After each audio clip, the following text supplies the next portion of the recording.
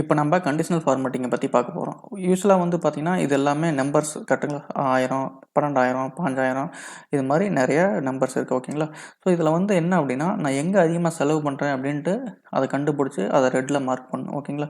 So வந்து எங்கே அதிகமாக செலவாகுதோ அதை வந்து ரெட்டில் மார்க் பண்ணணும். ஸோ அதான் வந்து கண்டிஷன். ஸோ அதை வந்து எப்படி ரெட்டில் மார்க் பண்ணலாம், அதே மாதிரி எங்கே கம்மியான செலவாகுதோ அங்கே வந்து நான் வந்து க்ரீனில் மார்க் பண்ணேன். ஏன்னா கம்மியான செலவு பண்ணுறேன் கரெக்டுங்களா? ஸோ வந்து இதில் வந்து பார்த்திங்கன்னா அதிகமான செலவோட ஒரு 10,000க்கு மேலே இருக்கிறது எல்லாத்தையும் ரெட்டில் மார்க் பண்ணிட்டு, அதே மாதிரி ஒரு 1000க்கு கீழே, அதாவது 700 இருக்குது, இங்கே வந்து 1 இருக்குது, இதை வந்து 100ஆக மாற்றிக்கிறேன். ஸோ இதெல்லாம் வந்து பார்த்திங்கன்னா க்ரீனில் மார்க்கணும். ஏன்னா வந்து அங்கே கம்மியாக செலவு பண்ணுறேன். ஸோ அது வந்து பார்த்திங்கன்னா எனக்கு பெட்டராக இருக்கும். க்ரீனில் மார்க் பண்ணால் ஓகே கம்மியாக செலவாகுதுன்னு அப்படின்னு அர்த்தம். ஸோ அது எப்படி பண்ணுறது?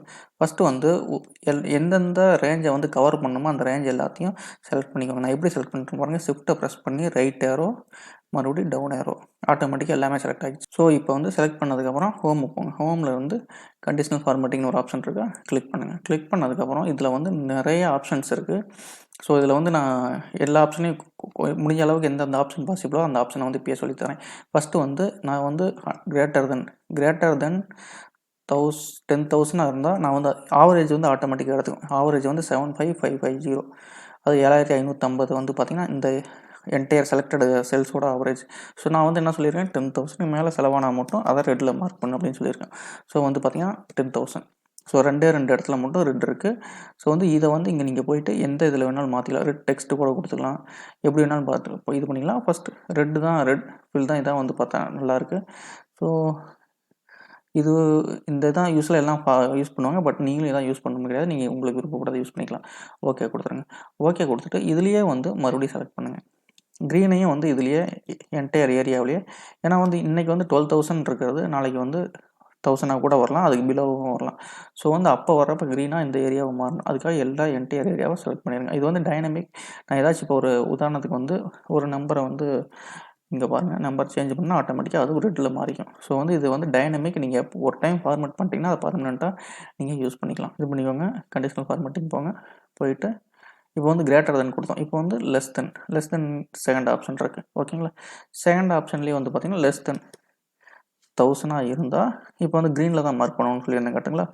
ஸோ க்ரீன் ஃபில் வித் இது இருக்குது. ஸோ இந்த ஆப்ஷன் நீங்கள் யூஸ் பண்ணுறனா பண்ணலாம், அப்படி இல்லைன்னா கஸ்டம் ஃபார்மேட்டில் போயிட்டு உங்களுக்கு தேவையான கலரை வந்து எது வேணாலும் செலக்ட் பண்ணிக்கலாம். ஸோ வந்து நான் வந்து எஸ்கேப் கொடுக்குறேன். கொடுத்துட்டு க்ரீன் ஃபில்லே எனக்கு போதும், ஓகே கொடுத்துட்டேன் ஓகேங்களா?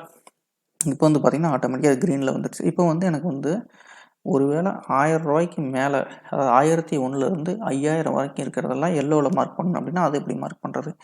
செலக்ட் பண்ணிக்கோங்க, ஃபார்மேட்டிங் போயிட்டு ஆட்டோமேட்டிக்காக பிட்வீன் ரெண்டு இது ஓப்பன் ஆயிரும். ஸோ இதில் வந்து பார்த்திங்கன்னா 1001 to 4999 ஓகேங்களா? ஸோ இதெல்லாம் இருந்தால் yellow colour, yellow fill with yellow text ஓகேங்களா? ஸோ இது வந்து ஆட்டோமேட்டிக்காக மாறிடுச்சு. ஸோ இது மாதிரி நிறைய ஆப்ஷன் வந்து இந்த கண்டிஷனல் ஃபார்மேட்டிங்கில் மட்டும் இருக்குது. உதாரணத்துக்கு வந்து இந்த ஃபார்மேட்டிங் எல்லாத்தையும் நான் கிளியர் பண்ணிடுறேன். அதுக்கு எப்படி கிளியர் பண்ணணும்னா இங்கே கிளிக் பண்ணுங்கள். கிளிக் பண்ணிட்டு ஃபார்மேட் பெயிண்டரை கொடுத்துட்டு இங்கே கொடுத்துருங்க. ஆட்டோமேட்டிக்காக எல்லா கம்ப்ளீட் ஃபார்மேட்டிங் போயிடுச்சு கரெக்டுங்களா? ஸோ இதை வந்து நான் இந்த ஏரியாவை இது மட்டும் பண்ணிக்கிறேன் ஒரே செகண்டில். ஓகே. ஸோ வந்து ப்ராப்பர் டேபிள் வந்துருச்சு. ஸோ வந்து இதில் வந்து பார்த்திங்கன்னா இன்னும் நிறைய ஆப்ஷன் என்ன அப்படின்னா ஒரு பாட்டம் டாப் ரூல் அப்படின்லாம் இருக்குது. ஸோ இதை நீங்கள் என்டையர் ஏரியாவை செலக்ட் பண்ணிக்கோங்க. செலக்ட் பண்ணிட்டு இங்கே போயிட்டு இதை கிளிக் பண்ணுங்கள். கிளிக் பண்ணிட்டு டாப் 10 ஐட்டம் மட்டும் மார்க் பண்ணு அப்படின்ட்டு இருக்குது. கிளிக் பண்ணுங்கள். இங்கே ஐட்டமே வந்து நமக்கு கம்மியாக தான் இருக்காட்டுங்களா?